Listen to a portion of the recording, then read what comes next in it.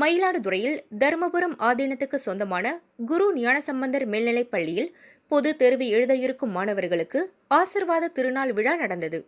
ஆதீனம் மாசிலாமணி தேசிக ஞானசம்பந்த பரமாச்சாரிய சுவாமிகள் முன்னிலையில் சரஸ்வதி தேவிக்கு சிறப்பு பூஜை நடைபெற்றது. 200க்கும் மேற்பட்ட மாணவர்கள் தங்கள் பெற்றோருக்கு பாத பூஜை செய்தனர். பூஜிக்கப்பட்ட பேனா, பென்சில் உள்ளிட்ட எழுது பொருட்களை மாணவர்களுக்கு வழங்கி ஆதீனம் ஆசி வழங்கினார்.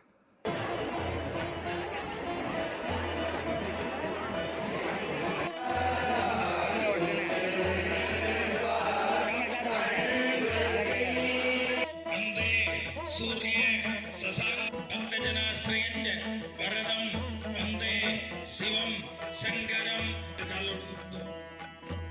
அப்படியே பெற்றோர்களுடைய ஆசீர்வாதம்